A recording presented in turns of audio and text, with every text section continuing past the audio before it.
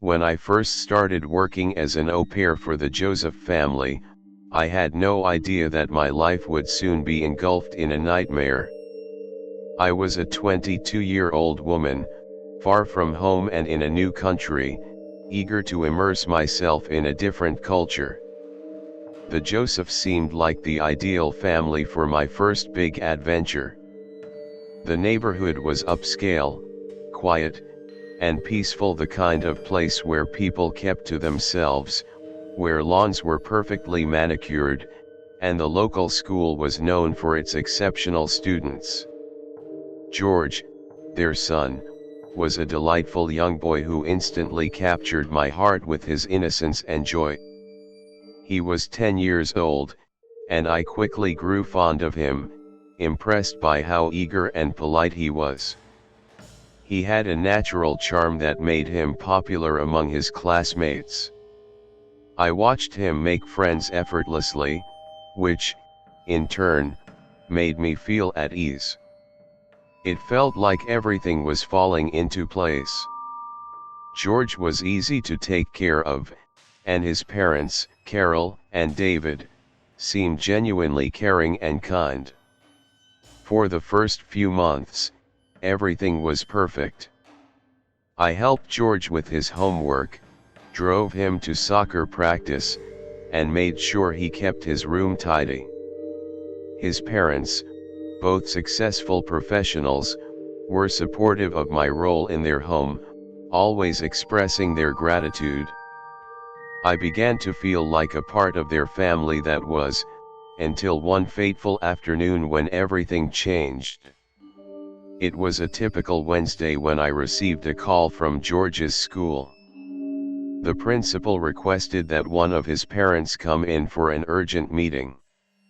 I assumed it was just a routine checkup or maybe a small issue, but when I arrived at the school and was ushered into the principal's office, I immediately sensed that something wasn't right. The principal, a stern-looking woman named Mrs. Hendricks, sat me down with a solemn expression. She began explaining the situation, her voice cold and factual. Apparently, there had been an incident involving George and another student named Sebastian.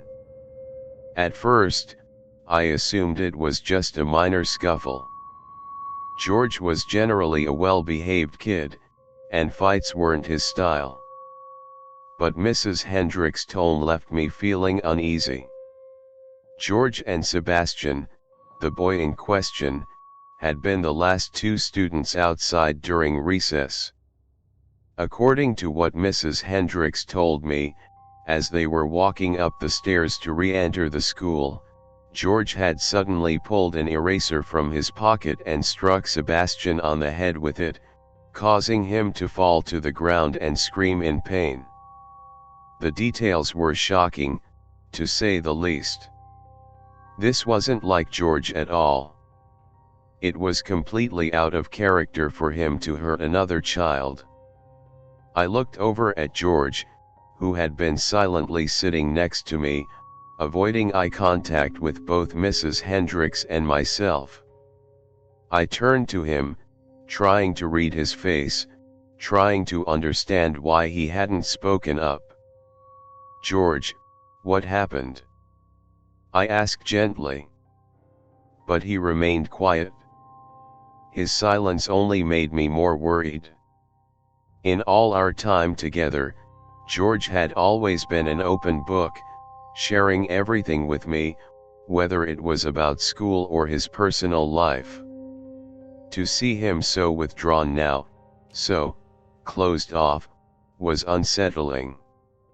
Mrs. Hendricks went on to explain that, while no one had witnessed the altercation, both boys had independently confirmed the incident. George had admitted to striking Sebastian, but the principal seemed to think it was just a childish fight. "Boys will be boys," she said dismissively. "It happens sometimes. No need for concern." She then assured me that George wouldn't face any severe punishment, but I couldn't shake the feeling that there was something more to the story than she was letting on. As she excused me from the meeting, I could see the disappointment in her eyes. Walking out of her office, George didn't say a word. I tried to ask him about the fight again, but he refused to speak. We both remained silent as I walked him to the car. By the time we were home, I was on edge, my thoughts racing. I had never seen George so distant, so withdrawn. Something about this whole situation didn't add up. I was about to ask him again when he suddenly spoke. He turned to me, his voice barely above a whisper. "Mom, I didn't hurt Sebastian. He told me to do it. He tricked me." I froze. My heart stopped for a moment, and I felt a wave of anger and disbelief wash over me. "What do you mean he tricked you?" I asked, my voice trembling. George explained the whole story, his version of events that had taken place outside during recess. According to George, Sebastian had been acting strange that day. The two boys had been playing some kind of imaginary game, something about a Street Fighter battle. Sebastian, being the game master, had instructed George to use an eraser as part of a move. George, thinking it was all part of the fun, had obeyed. But then, as soon as George struck Sebastian, he fell to the ground and started screaming, acting as though he had been hurt badly.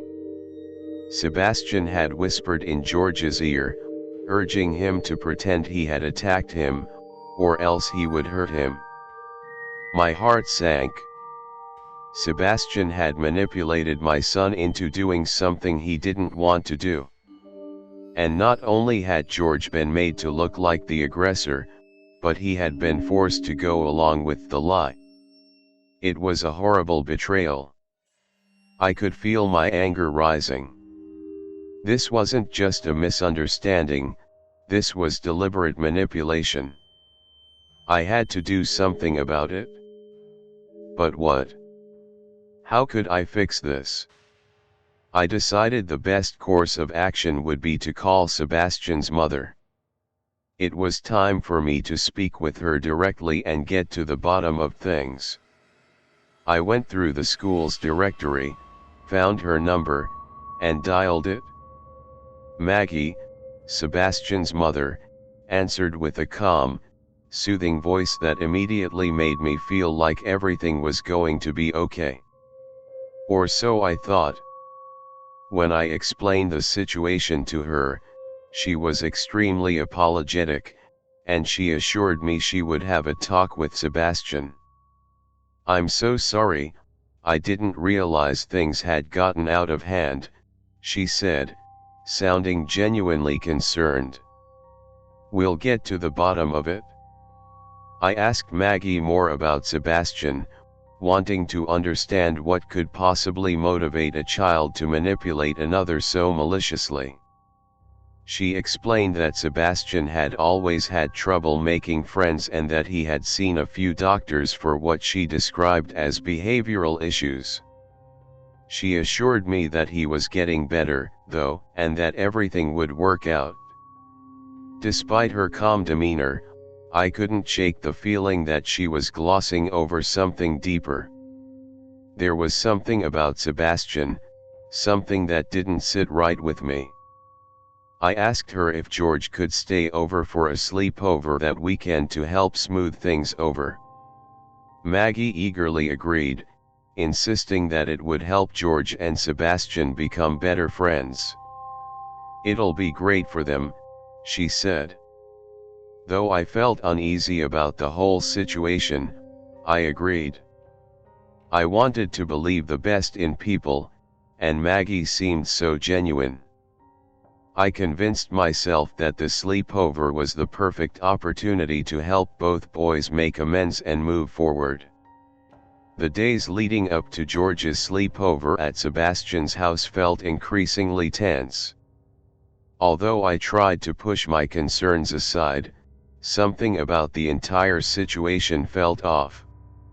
I had spent enough time with Maggie to trust her, but I couldn't shake the feeling that there was something she wasn't telling me about Sebastian. After all, why hadn't she mentioned his behavioral issues before? Why did it seem like she was hiding something that wasn't so easily explained away by a few doctor visits? I tried not to let my worries affect George. I told him about the sleepover, and for the first time in a while, he seemed genuinely excited. It was rare to see him so enthusiastic about anything, especially after the unsettling incident at school. Maybe, I thought, this sleepover would help George understand that Sebastian wasn't truly a bad kid. Maybe they'd both work through whatever strange dynamic was going on between them. But as the weekend approached, my unease continued to grow. I had a nagging feeling that I wasn't being told the whole truth, and it made my stomach twist with anxiety. The night of the sleepover arrived, and I drove George to Sebastian's house. It was a large, old house that stood out even in the upscale neighborhood, with tall windows and an eerie, almost Victorian vibe. The garden was well maintained, but the front porch lights flickered intermittently, casting strange shadows against the brick walls. Maggie greeted us at the door, her warm smile doing little to calm my nerves. She invited me inside and assured me that everything would be fine, that this sleepover would be a great opportunity for George and Sebastian to bond. Despite her cheery tone, I couldn't ignore the tension that seemed to hang in the air, a tension I couldn't quite place. "George, have a good time, sweetie," I said, forcing a smile. George gave me a nervous nod, but he didn't seem as excited as I had hoped. He clutched his overnight bag tightly, looking up at me with wide, uncertain eyes. I bent down to kiss him goodbye, and as I did, I noticed something odd. Sebastian was standing at the top of the stairs, his expression blank, his eyes fixated on George as if he were studying him. There was no warmth, no enthusiasm. It was as if Sebastian was waiting for something I couldn't understand. I felt a shiver run down my spine as I stood up. But before I could ask anything, Maggie waved me off and reassured me again that everything would be fine. I left reluctantly, my gut telling me that I was making a mistake, but I didn't know what else to do. I couldn't let my paranoia ruin George's chances at making a new friend. Later that night, as I sat at home, I tried to distract myself with a book, but my mind wouldn't settle. Every creak in the house made me jump, every shadow cast by the dim light outside felt like it was lurking in wait. It was almost as if I could feel the unease from Sebastian's house pulling at me, tugging me back to check on George, to make sure he was safe. But I didn't call. I told myself I was being irrational. After all, George was a strong, independent kid. He'd be fine. That night, just as I was about to fall asleep, I received a call from George. My heart leapt into my throat as I answered the phone. "Mom, I don't want to stay here anymore. Can you come pick me up?" His voice was shaky, and I could hear the fear in his words. "George? What happened? Is everything okay?" There was a long pause before he spoke again. "I don't know. I think something's wrong with Sebastian. I felt my stomach drop. What do you mean? What happened? He's acting weird, George whispered. He told me we were going to play a game, but then he started talking to himself. He didn't sound like himself. He was calling himself Mr. Jim, and he kept saying things that didn't make any sense. A cold chill swept over me. George, stay calm. Tell me exactly what's going on. He said he was pretending to be someone else. I don't think he was pretending. I heard him talking in the bathroom, but it didn't sound like him at all. His voice was different, and he was saying all these strange things. Then he came back to bed like nothing happened, but I don't think he's the same. I want to come home. My heart raced as I tried to calm him down. Okay, I'll come get you right now. Just stay where you are, don't go anywhere. I quickly gathered my things and drove to Sebastian's house, every second of the drive feeling like an eternity. My mind raced with questions. What had George heard? Was Sebastian really pretending to be someone else? Was he mentally unstable? Or was something else at play here? When I arrived at the house, it was eerily quiet. The porch lights flickered again, and the shadows seemed to stretch unnaturally long. I rang the doorbell, and after a few moments, Maggie appeared at the door, smiling as if nothing was wrong. Everything okay? She asked in a friendly tone. Where's George? I demanded, my voice shaky. Maggie's smile faltered slightly, but she stepped aside, allowing me into the foyer. He's just a little shaken up, she said calmly. He had a bit of a scare earlier, but he's fine now. She led me upstairs to the room where George was supposed to be sleeping, but when I opened the door, I froze.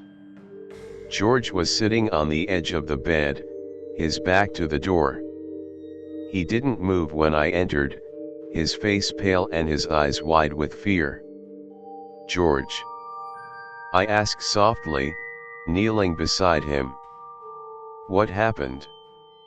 He didn't answer at first, just shook his head. But then, in a voice barely above a whisper, he spoke. He wasn't acting like himself. He was calling himself Mr. Jim, and then he said he could see things. He said the house had been waiting for me. I felt a wave of nausea hit me. What do you mean? Who's Mr. Jim? George shuddered. I don't know. I don't know what's going on, but I'm scared, Mom. I turned to Maggie, my voice sharp. What's going on here, Maggie? What is Sebastian doing to my son? Maggie's expression shifted, her eyes darkening. For the first time, I saw something cold and unsettling behind her smile. He's just playing, she said, though her voice lacked the warmth it had before. Boys will be boys, after all. But there was something in her eyes, something that told me she wasn't being truthful. I grabbed George's hand and led him out of the room. Maggie didn't stop me, but her eyes followed us, too still, too quiet. I didn't know what to make of it, but I knew I needed to get George home.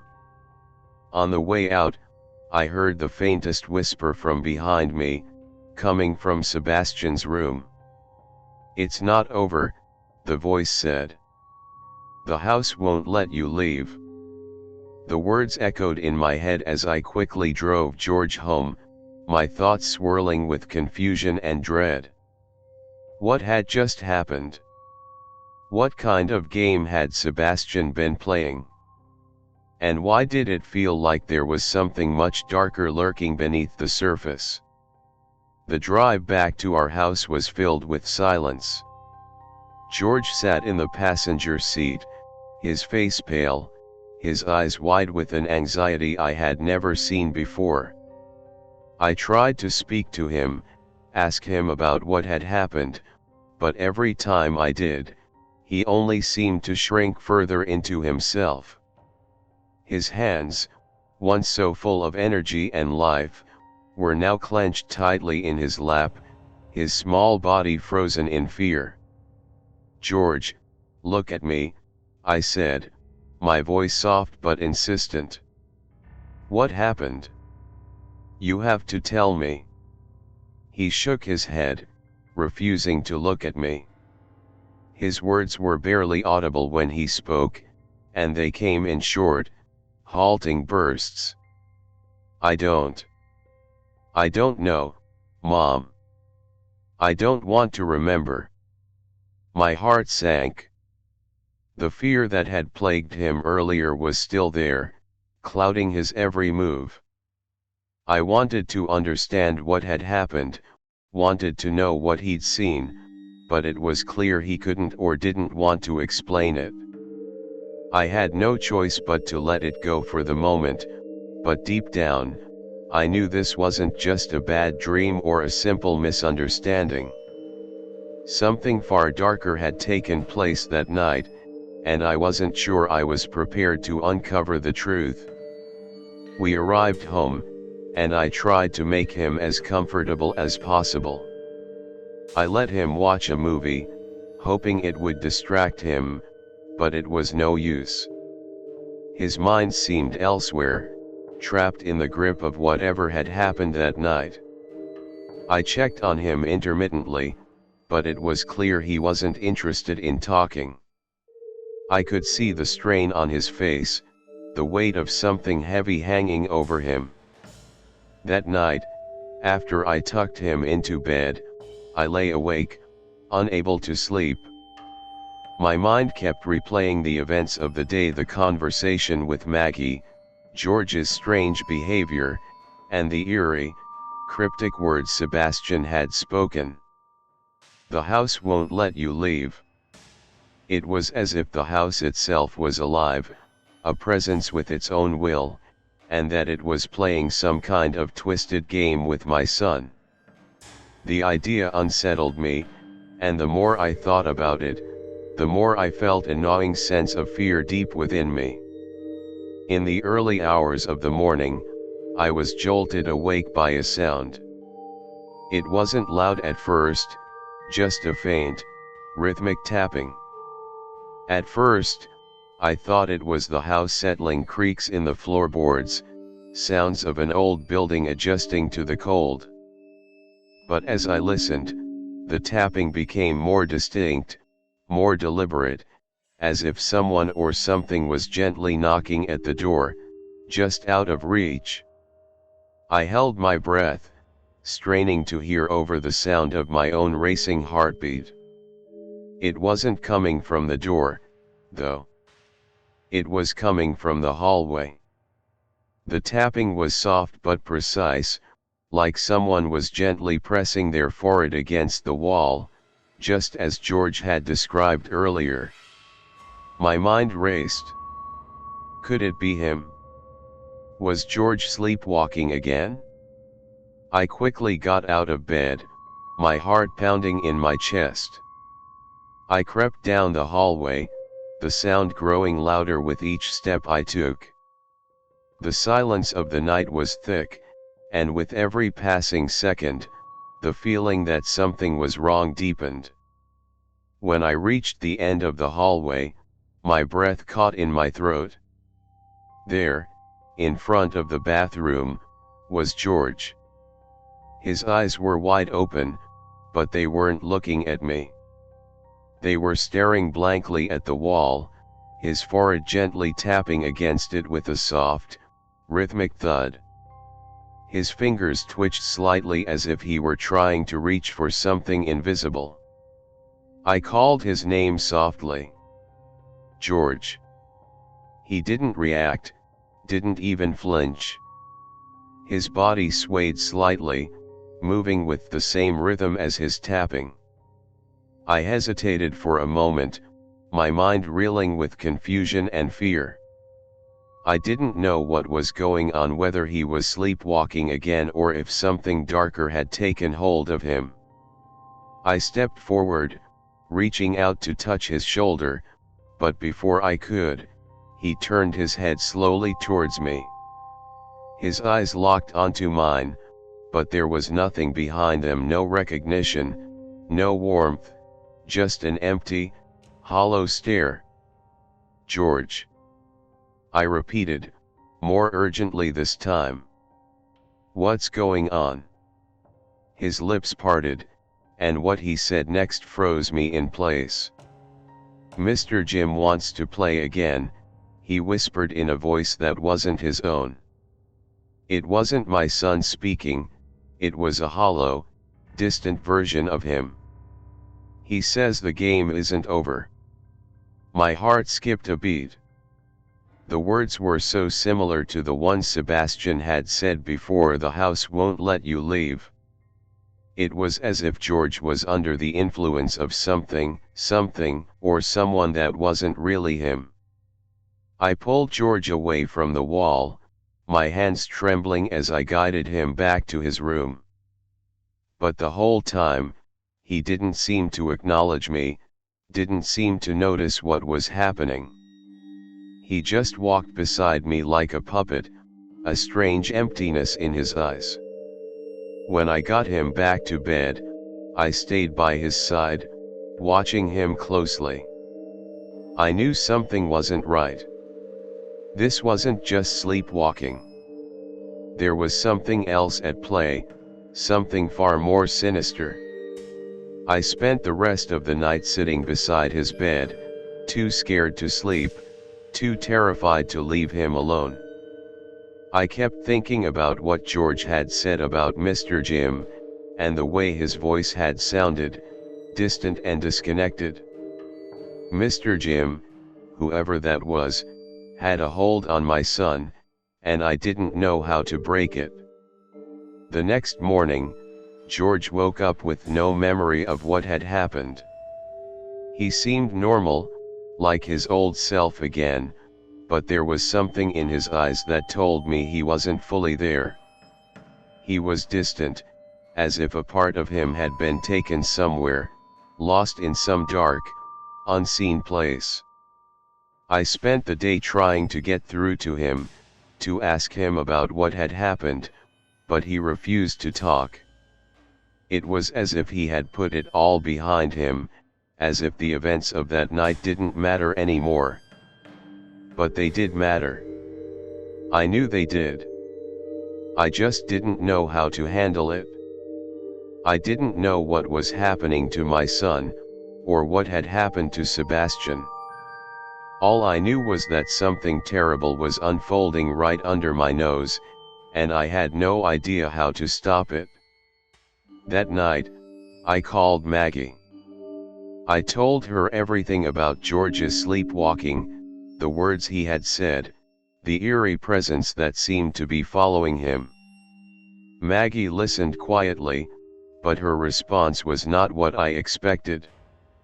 Maybe it's time for Sebastian to move on, she said softly. He's been here for too long. The house has been calling him for a reason. My blood ran cold. Days passed after George's unsettling experience, but the dread in the air didn't lift. Every time I looked at him, I saw a faint trace of the fear he had displayed the night before. His once bright eyes, so full of life and curiosity, were now shadowed by something I couldn't quite understand. He was still my son, but there was a layer of something unknown between us, something impenetrable that I couldn't reach, no matter how hard I tried. I spent countless hours researching multiple personality disorder, sleepwalking, and anything I could find that might explain his strange behavior. But nothing seemed to match. Nothing fully explained the way George had spoken in that hollow voice, or the cryptic, eerie phrases he had muttered in the middle of the night. "Mr. Jim wants to play again." The more I thought about it, the more I became convinced that this wasn't just some random phase or a simple childhood issue. There was something deeply wrong, something far darker that had attached itself to my son. I had a constant gnawing feeling that I needed to do something. It wasn't just about being a concerned mother, it was more than that. It was about my instincts screaming at me, warning me that something was dangerously out of place. I couldn't ignore it any longer. I called George's school again, but this time, I wasn't calling to discuss a little fight or another incident involving Sebastian. I wanted to know more about Sebastian himself. The teachers had already shared that Sebastian's behavior had been somewhat erratic, but no one seemed to have much information. They all spoke about him like he was a troubled child, but none of them really knew the full story. I was desperate, so I took a chance. I called Maggie once again. This time, my tone was different. There was no warmth in my voice, no pretense of politeness. I needed answers, and I wasn't going to let her deflect me this time. When she picked up, there was an odd hesitation before she spoke. "Hello," she said, her voice shaky. It was nothing like the confident tone I had heard during our first conversation. Something had changed, and it wasn't just in George. It was in her too. "Maggie," I said, keeping my voice even, "I need to know about Sebastian. I need to understand what's really going on with him. You've been hiding something, and I know it." There was a long pause on the other end of the line, then a deep sigh. "I didn't want to burden you," she said, but there was an underlying sense of panic in her voice. "But I should have told you. I should have warned you." I felt my pulse quicken. "Warn me about what?" She hesitated, then continued, "Sebastian, he's not just troubled. He's been haunted. He's been seeing things that aren't real. And sometimes, they make him do things he can't control. Things he doesn't remember." Her words hit me like a punch to the gut. "Haunted? What are you talking about? You need to be more specific, Maggie." "I don't know how to explain it," she said, sounding almost frantic now. "When he was younger, he started talking about someone named Mr. Jim. At first, I thought it was just his imagination. Kids make up stories all the time. But it's been happening for years now. And it's gotten worse." My mind reeled. Mr. Jim. The name felt like a weight on my chest. "What do you mean, it's gotten worse?" There were incidents, things he would do when he was alone.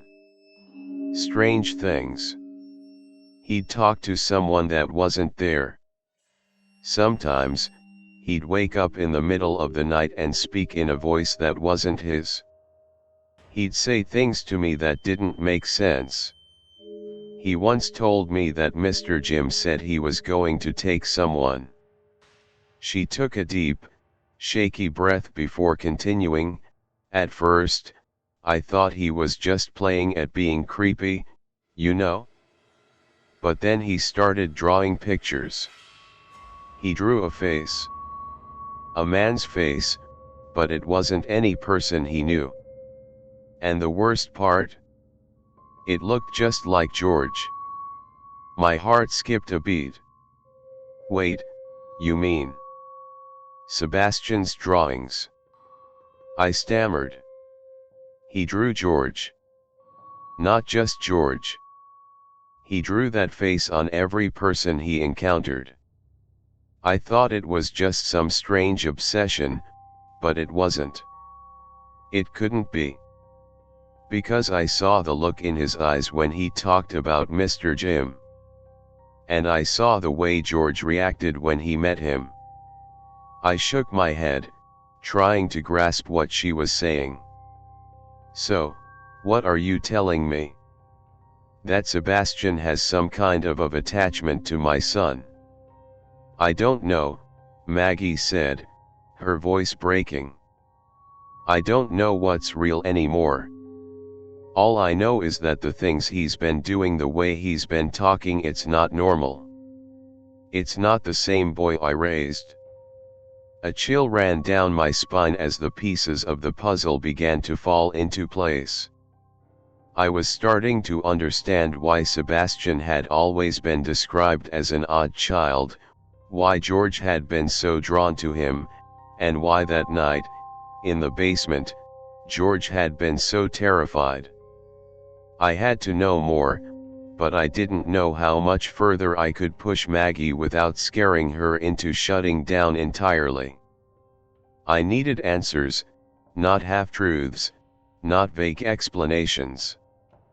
And I needed to get my son out of the situation, out of whatever grip Mr. Jim had on him. Can I come over? I asked, my voice low, filled with a determination I didn't feel before. I need to see Sebastian. I need to understand what's going on, Maggie. I can't just sit here anymore. She hesitated. I don't think it's a good idea. Why? I asked, feeling my pulse race again. What aren't you telling me? There was silence on the other end of the line, and I knew then that Maggie was hiding something. Something dangerous. Something I was not going to let her keep from me. Maggie, I pressed. Tell me the truth. I'm coming over. She let out a defeated sigh. Fine. You can come. But just remember, I warned you. I didn't know what I was about to walk into, but I knew it was going to be worse than anything I could have imagined. The image of Mr. Jim, whoever or whatever that was, haunted my thoughts as I drove to Maggie's house, my stomach a twisted knot of anxiety and fear. When I arrived, I was greeted by an eerie stillness. There was no sign of life outside the house. The usual sound of children playing or the hum of a neighbor's lawnmower was absent. Just silence. I knocked on the door, but no one answered. A chill ran down my spine. The house looked abandoned. The windows were dark, and the door, when I finally opened it, creaked eerily on its hinges. I stepped inside, the air thick with dust and the faint, musty smell of old furniture. And that's when I saw it, on the wall, just above the stairs leading down to the basement, was a drawing of a face. Not just any face, but the face of Mr. Jim. And it was staring directly at me. The moment I stepped into Maggie's house, I felt a shiver crawl down my spine.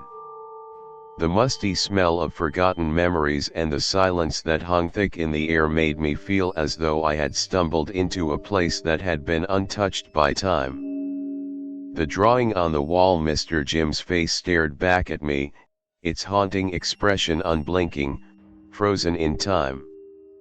I took a few hesitant steps into the living room, my heart pounding with every footstep. Maggie hadn't answered the door when I knocked, and the unsettling silence only seemed to deepen with every passing second. The door, now slightly ajar, creaked softly as if inviting me further into the darkened house. As I ventured inside, my eyes roamed across the dimly lit space. The furniture was old, covered with dust, and there were remnants of a life that had once filled this place, yet everything felt abandoned. The quiet only added to the eerie atmosphere. "Hello," I called out, my voice barely above a whisper. "Maggie." There was no answer. I stood in the middle of the room, staring at the strange drawing on the wall, my mind racing with questions. Why had Maggie kept this from me? Why hadn't she told me everything about her son's condition? And most importantly, what had happened to her? Her voice over the phone had been trembling, and now she was nowhere to be found. Suddenly, a noise came from upstairs, the soft patter of footsteps.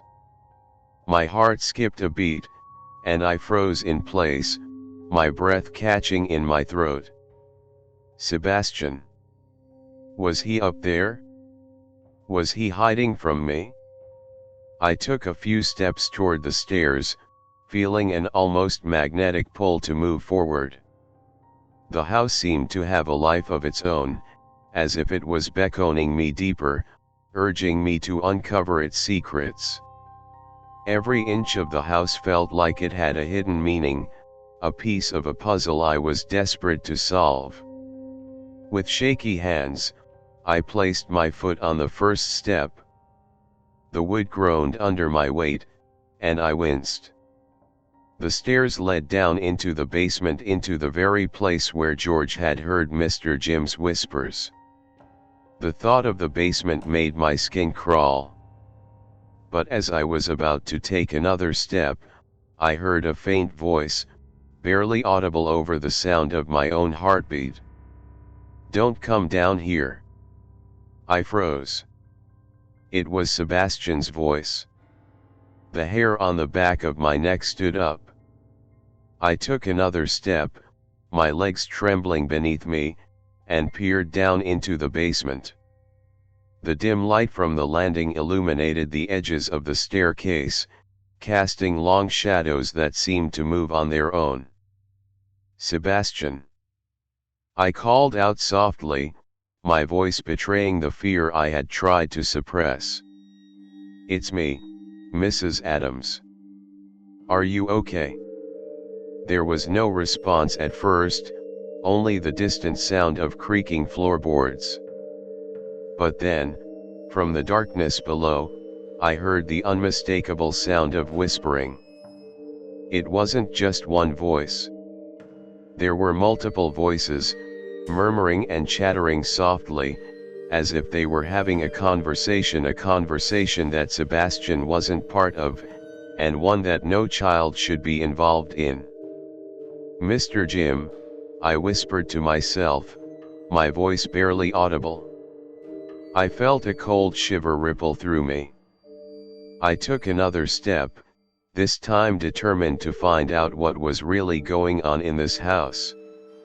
Mr. Jim, whoever or whatever he was, had been haunting George's life for far too long, and now it seemed like he was trying to entangle Sebastian in something far worse than simple childhood behavior.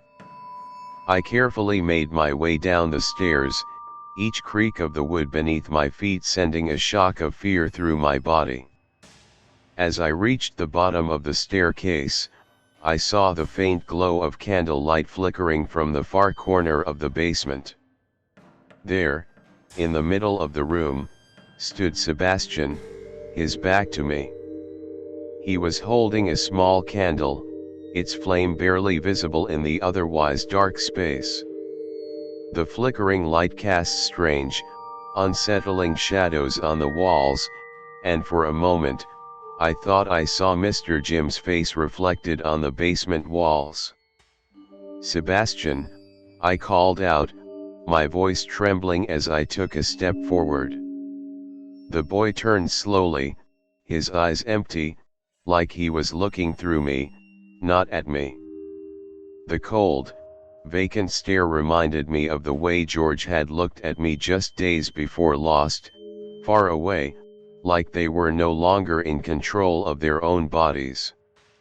"It's me," I said again, my voice cracking. "I need to understand, Sebastian. Why didn't you tell me the truth about Mr. Jim?" He said nothing at first.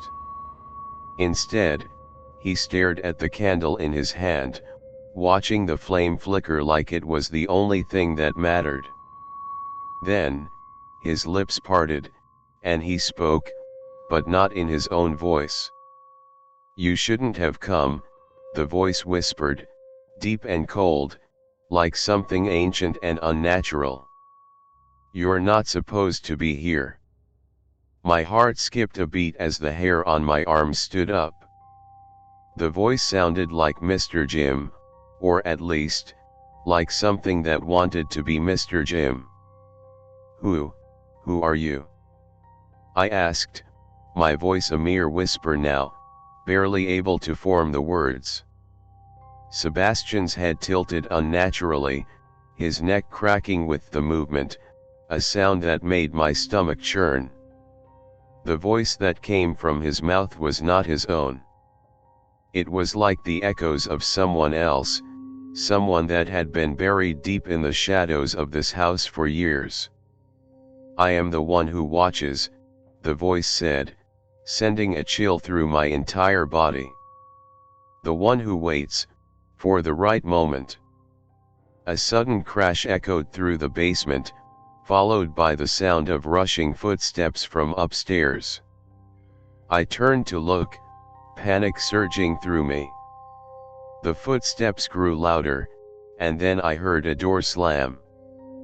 Before I could react, the basement door swung open, revealing Maggie, her face pale, eyes wide with terror. "Get out," she screamed, her voice frantic. "You shouldn't have come here. You have to leave." I wanted to say something, to demand answers, but before I could speak, Sebastian or whatever was controlling him suddenly dropped the candle and darted towards me, his speed inhuman. The force of his movement sent me crashing into the old, dusty furniture behind me. "Leave my son alone!" Maggie screamed, her voice breaking as she grabbed my arm and tried to pull me toward the stairs. I couldn't move. My body was frozen in fear, paralyzed by the overwhelming presence that seemed to take hold of the room. The shadows around me seemed to stretch, becoming darker, more oppressive, until I felt as though I was suffocating in the thick air of this cursed basement. Maggie was pulling me, begging me to leave, but something inside me told me I couldn't leave, not yet. I had to get answers. I had to protect George. I had to know who or what Mr. Jim truly was. As I was dragged toward the stairs, I took one last look at Sebastian, whose eyes now burned with a malevolent, fiery glow. And then, the basement door slammed shut behind us. The air in Maggie's house still felt thick with unease. As I sat in the car, still reeling from what had just transpired in the basement, I couldn't shake the feeling that something darker than we could comprehend was at work here. The house loomed in my rearview mirror, silent and still, as though it was holding its breath, waiting for the next chapter to unfold. I couldn't stop thinking about the last words Maggie had uttered before I was forced out. "You shouldn't have come. It's too late." It was as though she knew something I didn't, something about Sebastian, about the entity in his body, and about the history of the house that she had kept hidden for so long. It was late evening by the time I got back home, and my mind refused to rest. I should have contacted the authorities or at least called George to warn him.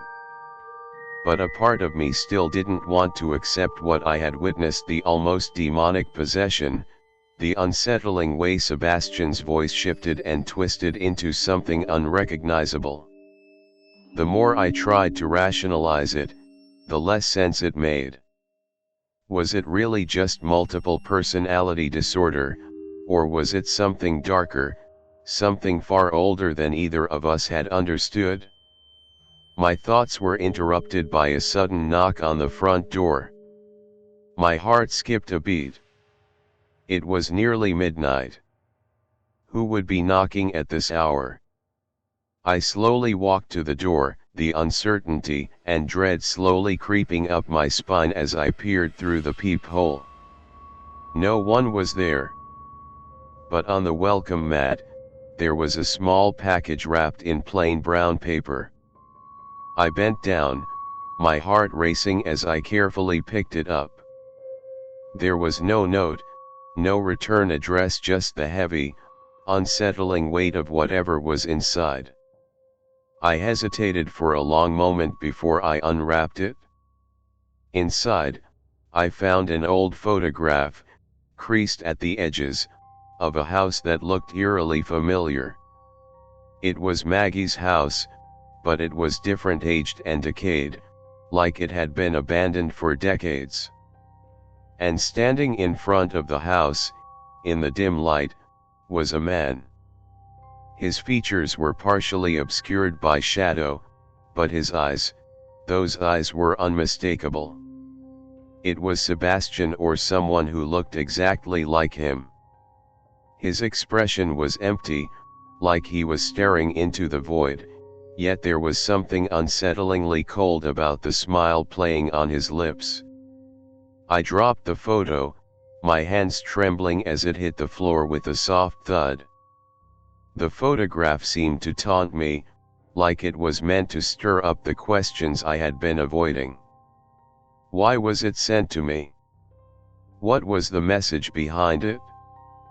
Was it a warning, or was it simply a further attempt to lure me into something far worse?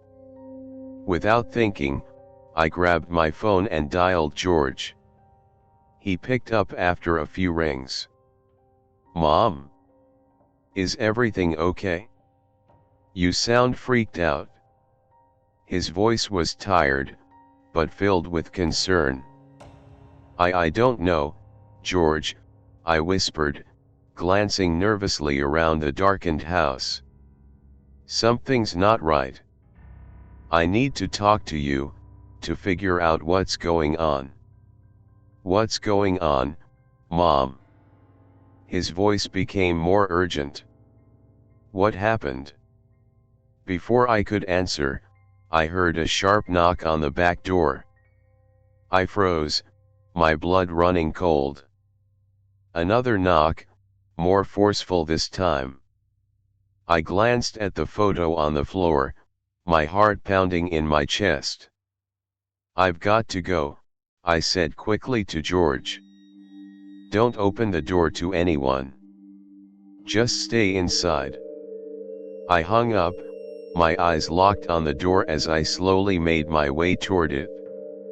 The knocks continued louder now, more insistent, like something was trying to break in. I looked out the window, trying to see who was on the other side, but all I could make out was a vague silhouette in the shadows, standing still, waiting. And then the figure stepped forward. It was Sebastian. My heart skipped a beat. How? How could he have found me here? How could he have known where I lived? I backed away from the door, my breath coming faster, my pulse pounding in my ears. I glanced at the clock on the wall.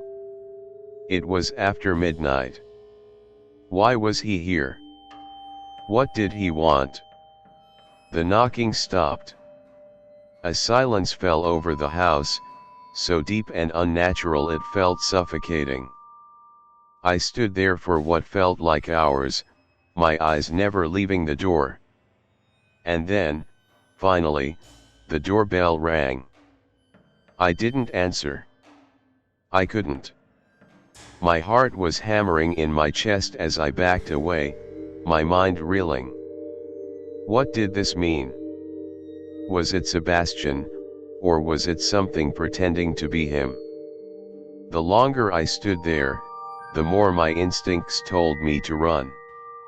I turned to the back door, but my legs refused to move.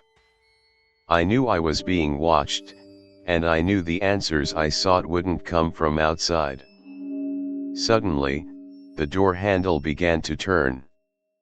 The door opened, slowly, quietly, and then a faint voice drifted into the room. "Mom, I told you, it's not over. You can't hide from the truth." I gasped. The voice, it wasn't Sebastian's voice. It was Mr. Jim's voice, coming from inside my house. The hairs on the back of my neck stood up, and panic surged through my veins. It was then that I realized whatever had been following Sebastian, whatever was controlling him, was now inside my home. It was now, somehow, tied to my family.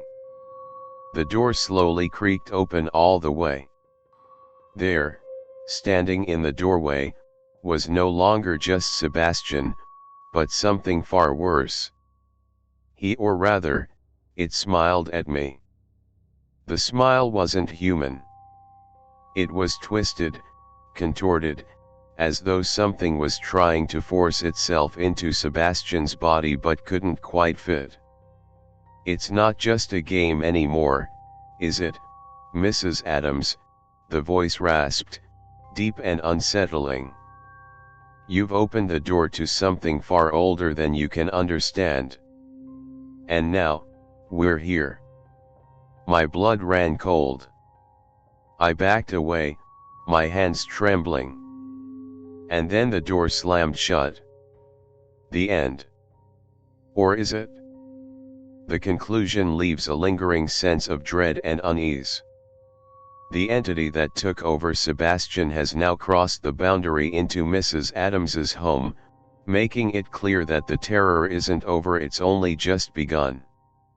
With Mr. Jim still lurking in the shadows, the question remains, how much power does he truly have over Sebastian and now, over their lives? The chilling mystery of Sebastian, Mr. Jim, and the dark presence that haunts their lives is far from solved. The final scene leaves room for many unanswered questions and an unsettling feeling that something far more sinister may still be lurking just out of sight.